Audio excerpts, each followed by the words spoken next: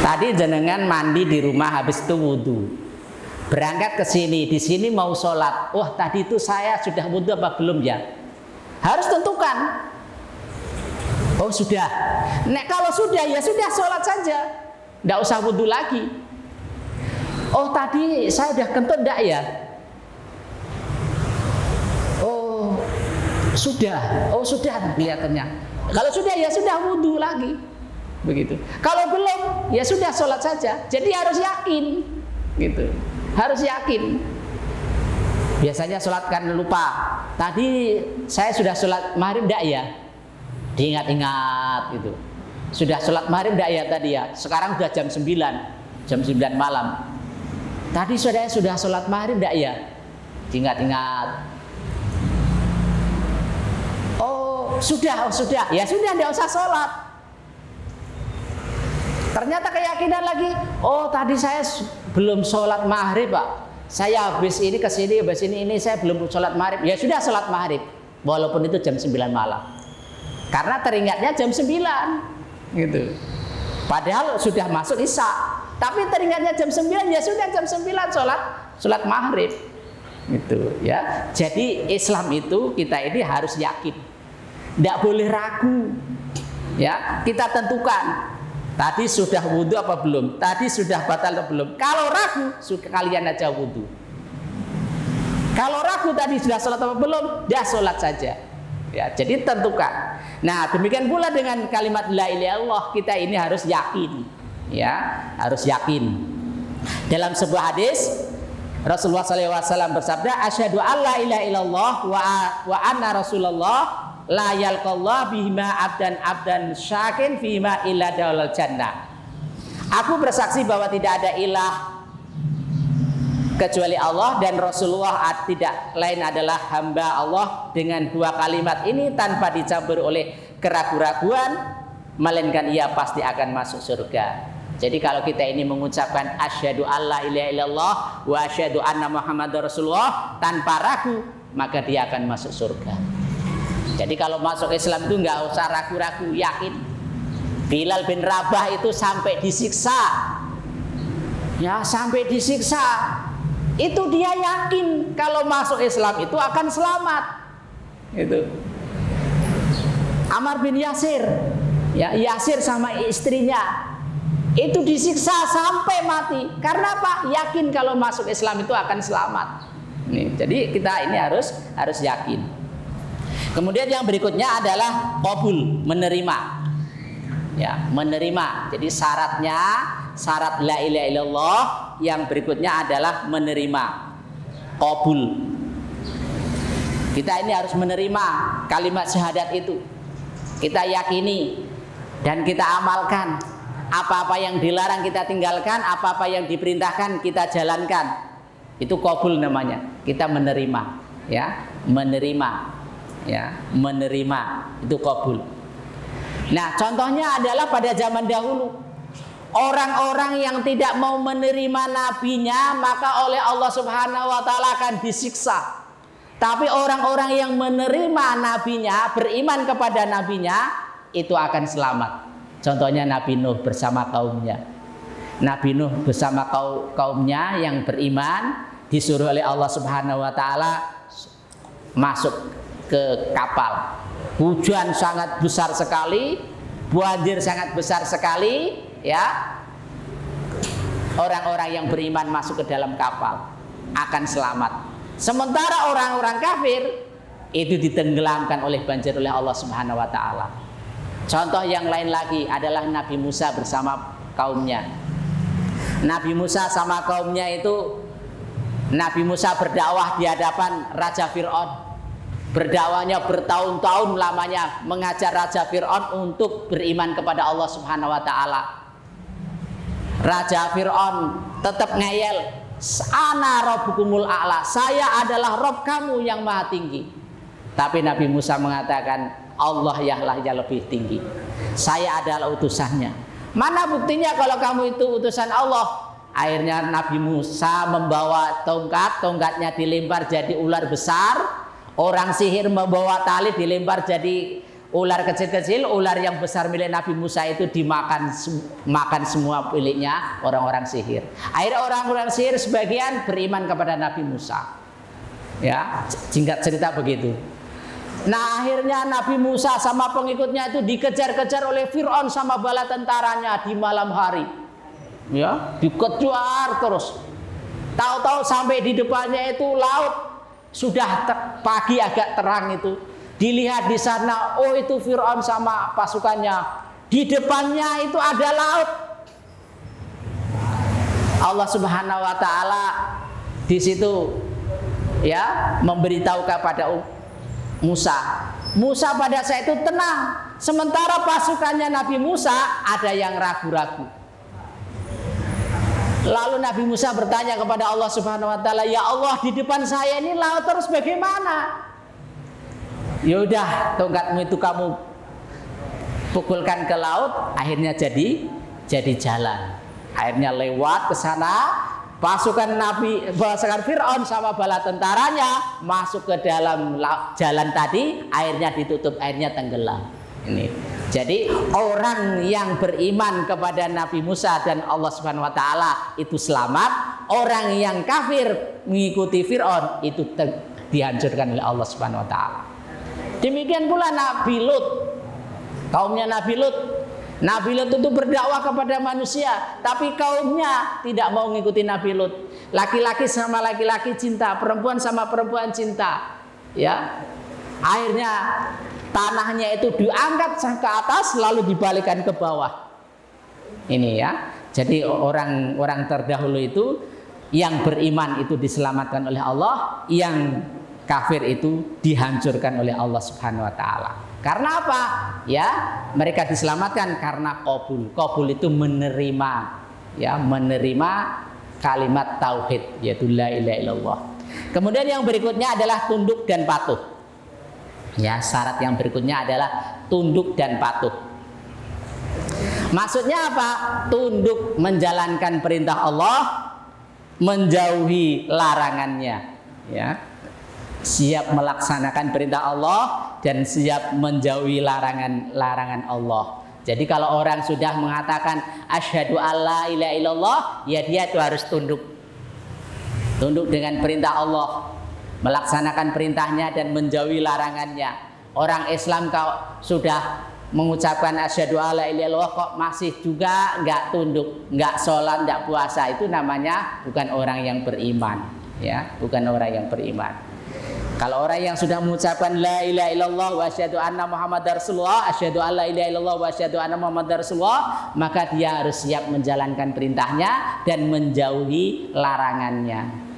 Ya. Ini kalau larangan itu kita jauhi, perintah itu kita laksanakan, ya. Karena Allah Subhanahu wa taala itu kan yang mengatur kita. Ya, jadi kita ini harus tunduk kepada Allah Subhanahu wa taala. Kemudian yang berikutnya adalah al-qasdu. Al-qasdu yang kelima adalah asidku. Jujur. Ya, jujur. Asidku adalah jujur. Mengucapkan kalimat syahadat secara tulus dan jujur. Jadi kita mengucapkan syahadat asyhadu alla ilaha illallah wa asyhadu anna muhammadar rasulullah, benar-benar kita ucapkan. Bukan hanya cuma di lisan saja, tapi harus diyakini di dalam hati kita. Ya, kita harus jujur mengucapkannya, tidak boleh ragu-ragu. Nih, dalam sebuah hadis yang artinya tiada seorang pun yang bersaksi bahwa tidak ada ilah yang berhak disembah selain Allah dan Muhammad adalah hamba Allah dan utusannya dengan hati yang jujur, melainkan Allah pasti akan mengharamkannya masuk neraka. Ya. Jadi kalau kita mengucapkan asyhadu alla ilaha illallah wa asyhadu anna muhammadar rasulullah dengan jujur, Allah akan mengharamkan dia itu masuk ke dalam neraka. Ya, neraka itu terlalu dalam sekali. Ya, neraka itu sangat dalam sekali. Di sana berlubang-lubang, ada lubang untuk orang kafir, ada orang untuk orang munafik. Orang munafik itu siapa? Orang munafik itu ya orang Islam. Orang Islam yang mukanya Islam tapi hatinya kafir. Itu orang munafik. Ya. Mukanya Islam, bajunya Islam, tapi dia itu berteman dengan orang kafir. Dia sholatnya hanya cuman sholat pura-pura saja sholat. Ya, itu orang munafik. Nanti tempatnya di bawah dalam neraka. Ya, neraka itu sangat panas sekali. Adab yang paling ringan itu adalah adabnya Abu Thalib, pamannya Rasulullah SAW. Ya, pamannya Rasulullah SAW. Kakinya dikasih terumpah panas, saking panasnya otaknya mendidih. Itu paling ringan. Ya, ini itu pamannya Rasulullah SAW yang pernah hidup bersama Rasul, menjaga dakwahnya Rasul, ya. Mengawasi Rasul. Orang-orang kafir mau mencaci maki, orang-orang kafir mau melukai, orang kafir mau membunuh, Abu Thalib menghalanginya. Abu Thalib menjaganya. Tapi dia tidak mau beriman kepada Nabi Muhammad. Padahal tinggal satu rumah. Ya, tinggal satu rumah. Tapi masuknya adalah masuk neraka. Karena apa? Dia tidak mau syahadat. Enggak mau mengucapkan asyhadu alla ilaha illallah wa asyhadu anna muhammadar rasulullah, enggak mau. Ya, ini yang menunjukkan bahwasanya hidayah itu milik Allah. Kalau Allah itu belum menginginkan dia masuk Islam, ya enggak masuk Islam. Ya. Saudara jenengan siapa famili saya siapa yang masih kafir, yang non muslim, orang Kristen atau apa saja, ya. Dikasih tahu suruh masuk Islam, kalau tidak mau ya, kalau belum dapat hidayah ya belum. Ya. Nabi saja yang pamannya sendiri ya sudah mengajak berkali-kali, dia tidak mau. Karena apa? Allah belum memberikan hidayah. Maka kita ini yang sudah mendapat hidayah, kita bersyukur pada Allah Subhanahu wa taala. Hidayah masih ada pada kita, jangan sampai lepas hidayah itu. Ya. Bisa hidayah itu lepas. Pindah agama bisa, ya. Atau kita melakukan kesyirikan, atau kita melakukan perbuatan-perbuatan orang kafir, bisa. Sahabat Rasulullah SAW, Ar-Rajal Al-Unfuah, itu sahabat duduknya bersama Abu Bakar, Umar, Utsman, Ali, bermajlis bersama-sama. Waktu jihad ikut berjihad, waktu sholat jamaah ikut sholat jamaah. Tetapi akhir hidupnya dia masuk ke dalam kekafiran. Karena apa? Dia berteman dengan orang-orang kafir, berteman dengan orang-orang munafik. Akhirnya cara berpikirnya berubah, yang tadinya Islam menuju ke kafir. Akhirnya dia meninggal dalam keadaan kekafir. Itu sahabat Rasulullah. Ada Rasul di sampingnya pada waktu itu. Ada sahabat. Tetapi apa? Hidayah itu milik Allah Subhanahu wa taala, bukan milik kita. Maka kita ini punya, sekarang ini masih ada hidayah pada kita, kita pertahankan. Ya. Jangan sampai kita ini tergiur oleh harta, tergiur oleh jabatan, oleh pangkat yang mana itu bisa melalaikan dari Allah Subhanahu wa taala. Jangan sampai. Hidayah itu sangat mahal sekali. Ya. Jadi kita ini harus jujur, ya, jujur mengucapkan la ilaha illallah dalam hati kita, biar kita ini tidak dimasukkan ke dalam neraka. Yang keenam adalah ikhlas. Ya, ikhlas itu memurnikan dan membersihkan amal dari semua kotoran syirik. Ya, ikhlas. Ikhlas itu karena Allah Subhanahu wa taala.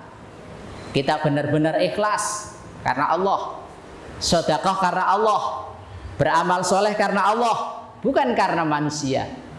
Kadang-kadang kita ini pamer kepada orang, itu masjid saya yang ngasih semen, itu orang miskin saya yang kasih makan, gitu ya. Nah, kita ikhlas karena Allah Subhanahu wa taala. Ya, hati-hati amalan kita ini. Amalan kita ini benar-benar ikhlas apa tidak? Ya. Ikhlas itu yang diterima oleh Allah Subhanahu wa taala. Jenengan beramal 100 juta kalau tidak ikhlas nggak akan diterima. Jenengan beramal 1 juta tapi ikhlas itu akan diterima. Ini, ya. Maka kalau kita ini beramal itu ikhlas karena Allah Subhanahu wa taala, tidak usah minta pujian dari orang lain. Saya kalau nggak gini saya malu. Kalau saya nggak kayak gini saya malu, gitu ya. Ya itu tidak benar yang itu. Jadi ikhlas itu karena Allah Subhanahu Wa Taala, bukan karena manusia. Kalau kita cari pujian manusia itu tidak ada gunanya. Ya, kita amal soleh kalau kemudian itu kita pamer-pamerkan kepada orang lain, tidak ada gunanya itu. Saya ngantuk ini, aduh saya ngantuk, dan ngapa ngantuk? Tadi malam aku bangun jam 3 kok. Yang mulai ya, iya. Nah, itu kan sama aja pamer, biar ditanyain oleh orang lain. Nah, hati-hati, ya, hati-hati. Wah, uang saya habis ini. Wah, tak kayak wong kono-kono pada njaluk duit atau tak kayak kabeh wis. Nah, itu sudah pamer. Ya, harus hati-hati, ya, hati-hati. Jadi ikhlas karena Allah. Ikhlas karena Allah, Allah itu akan tahu, akan melihat kita. Ya. Tidak usah kita ini mencari popularitas di masyarakat biar dikatakan kaya, biar dikatakan dermawan. Tidak usah. Kita dikatakan orangnya begini, biarin saja, gitu ya. Maka dalam Islam diatur, kalau tangan kamu itu sedekah, maka jangan sampai tangan kiri itu tahu. Artinya apa? Jangan sampai orang lain itu akan memuji kita. Ya, jadi ikhlas karena Allah Subhanahu Wa Taala. Kemudian yang ketujuh adalah cinta, ya, cinta, mencintai kalimat syahadat, ya, mencintai kalimat syahadat. Kita harus cinta dan mencintai kepada orang-orang yang mengucapkan kalimat syahadat, dan kita harus membenci kepada orang-orang yang memusuhi kalimat syahadat. Itu. Jadi bukan hanya sekedar cinta saja, ada cinta, ada benci, gitu. Kita mencintai kalimat syahadat dan kita mencintai orang-orang yang mengucapkan kalimat syahadat, dan kita harus membenci kepada orang yang membenci kalimat syahadat. Dengan kata lain, kita harus cinta kepada orang Islam yang cinta kepada kebenaran. Kita harus membenci kepada orang yang membenci Islam. Itu jadi jangan kita sing penting membaur sama masyarakat, ya, sama masyarakat. Entah dia itu cinta Islam apa tidak, sing penting kita cinta semuanya. Tidak begitu. Kita cinta kepada orang itu karena dia cinta kepada Allah. Saya senang dengan tetangga ini karena dia adalah senang kepada Allah dan Rasulnya. Saya membenci kepada tetangga ini karena dia benci kepada Allah dan Rasulnya. Jangan terus kita bebas gitu ya. Toleransi boleh toleransi dalam hal dunia saja. Dalam masalah agama nggak boleh kita ini toleransi. Dengan sama tetangga boleh bertoleransi, gotong royong, ya, toleransi. Tetangga meninggal, kita nengok. Ke tetangga sakit, meskipun itu orang agama yang lain, kita tengok, tidak apa-apa. Itu toleransi biasa. Tetapi kalau masalah agama nggak boleh toleransi. Sebentar lagi hari Natal, kita nggak boleh ngucapin selamat hari Natal, dosa jenengan kafir. Bu, selamat hari Natal ya. Nah, jenengan sudah kafir itu, sudah tidak Islam lagi. Hanya cuma ucapan, iya, cuma ucapan saja itu sudah mengeluarkan Islam dari Islam. Saya masuk Islam karena syahadat, asyhadu alla ilaha illallah dan Muhammad Rasulullah. Tapi saya bisa jadi kafir kalau saya mengakui ajarannya mereka, gitu. Ya sudah, kalau mereka itu Natal, sudah biarkan Natalan saja. Kita tidak usah ngucapin apa-apa, gitu ya. Sebentar lagi tahun baru itu tahunnya orang Masehi. Kalau kita tahunnya adalah tahun Hijriah, ya, hijrahnya dari Rasulullah dari kota Makkah ke Madinah. Kalau Masehi itu bukan tahunnya kita orang Islam. Maka nggak usah kita ini ikut jalan-jalan di malam itu, nggak usah kita bakar mercon, tidak usah kita beli terompet, tidak boleh kita nggak usah beli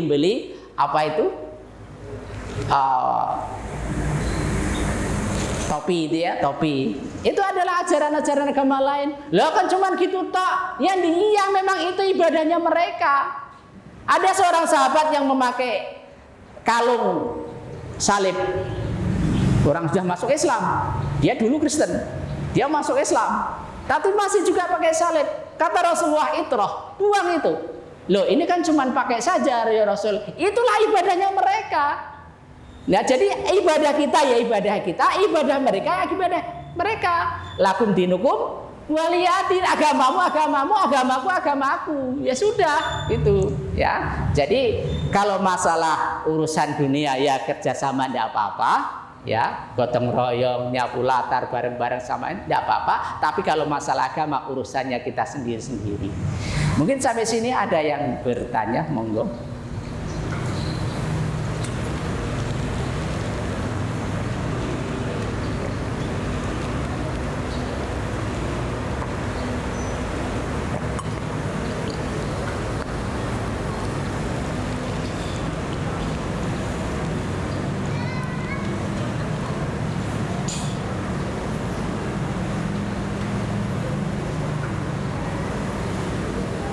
Ada Bu? Tidak ada? Niat itu harus satu kepada Allah. Jangan ada niat dua.